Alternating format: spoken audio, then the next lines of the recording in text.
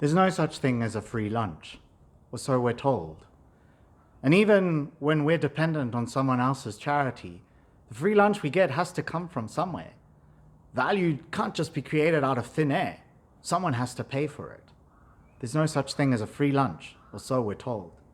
And yet this is exactly what we see happening in today's gospel, where Jesus, a prophet powerful in word and deed, leads the masses out into a deserted place and then provides them with a free lunch. As Christians, we have a name for a free lunch. We call it grace. And examples of God's grace have been operative in human history since time immemorial. Perhaps the most iconic present in the Old Testament is the story of the Exodus, where God leads the people of Israel out of slavery and into the promised land. In this gospel, which John sets at the time of the Passover, Jesus is presented as the new Moses, who goes up a hill, and instead of giving the people a law, just as Matthew does in his gospel, where Jesus goes up a mountain and is presented as the new Moses, giving the Beatitudes and the Sermon on the Mount to people, John has no time for the law. He's seen how the law can be perverted and doesn't necessarily lead people to life. He wants a sign far more powerful, a sign of Jesus' giving to people and ushering them into a fullness of life. And so he has Jesus ask a question to Philip. Where are we to buy bread so that these people can eat? A question that echoes the question Moses asked the Lord in the desert. Where am I to get meat so that these people can eat? Philip approaches this question in a very calculating manner. He crunches the numbers and sees that they don't add up, saying that even 200 denarii, which is 6 months' wages, wouldn't barely make a dent in the hunger of these 5,000 people.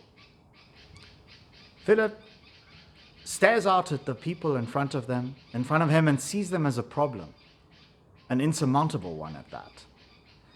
Jesus instead doesn't see them as a problem, but sees them as an opportunity to entrust himself and them to the goodness, the bounty of God his Father. In his book, Growing Places, Jay Kessler recounts a trip that he made to India. And as he was landing at a certain airport, he saw the tarmac, the airport landing strip, lined with people sleeping on it. He was told by his neighbor that these homeless people come and sleep on the tarmac in the night so that they might absorb its warmth and keep the cold at bay. On his way to his hotel that evening, he saw the fullness of the dire poverty of this Indian city. And as he walked to his hotel, he heard a strange sound behind him. Thump, scrape, thump, scrape, thump, scrape. He turned around and saw a boy whose legs had been cut off almost at his waist, who was dragging himself along the floor with the help of 2 very short crutches. As soon as the boy came near him, he put out his hand, and Jay Kessler searched in his pockets and gave him all his free change. As he was climbing up the stairs to his hotel, he heard another strange sound, turned around him, and now saw this boy being beaten with his own crutches by a whole horde of beggars, trying to get him to surrender the change he had just scored, his windfall from Jay Kessler. A middle-aged woman came to this same country and was appalled by the tragic poverty she saw all around her. And so she took all the money that she had and rented a building. It had no concrete floors, only dirt.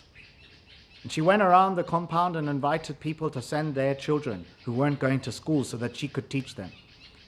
There were no chairs, no tables, not even a blackboard.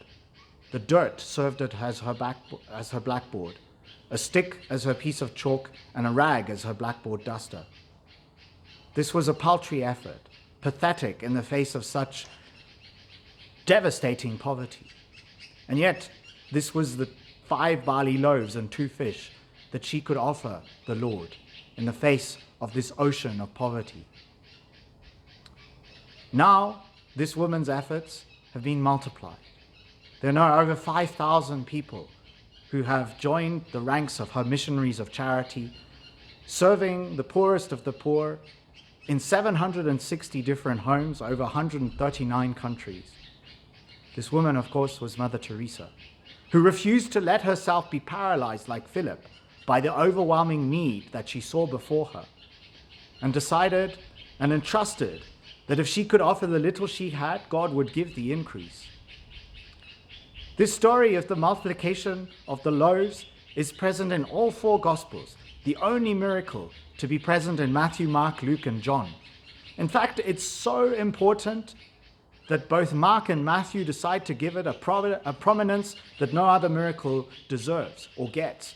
They both include two different, separate accounts of the feeding of the multitudes.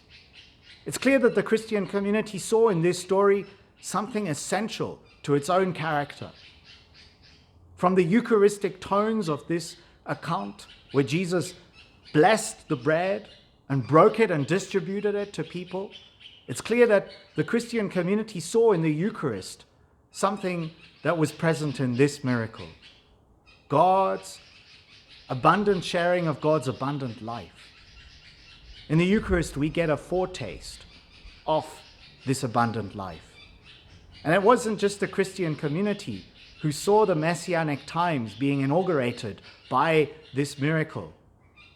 The crowds of people, going off a prophecy that comes from an apocryphal work called the Apocalypse of Baruch, are told that in the final times, the heavens, the treasury of manna, will be opened once again, and people will eat of this bread of heaven, for it is they who have reached the consummation of time. It was this latent expectancy that surely must have galvanized the crowd into seeing and proclaiming Jesus as the Messiah and wanting to take him off as their king. But Jesus doesn't let them, and he slips away into the hills alone. This fact points to an important tension that is present both in the gospel and in our world today. Namely that the crowd were not wrong to think that the Messianic times had arrived. They had indeed. God wanted to give God's fullness to all people, and they experienced that fullness at this great Messianic banquet. However, the Messianic times were not completely consummated. Just as in our world today, there are many people who have not been able to taste the fullness of God because they are still weighed down by oppression, by addiction, by the weight of their own fear, cynicism, and pride. Still, so many people, when they look at the problems of our world today and the suffering, either allow themselves to get lost in despair or lose themselves in the illusion that we can, by our own human power, crunch the numbers and make them come up exactly right to fit the equations of economic prosperity for all and ecological justice for our planet. It simply doesn't work because the equations come up short time and again.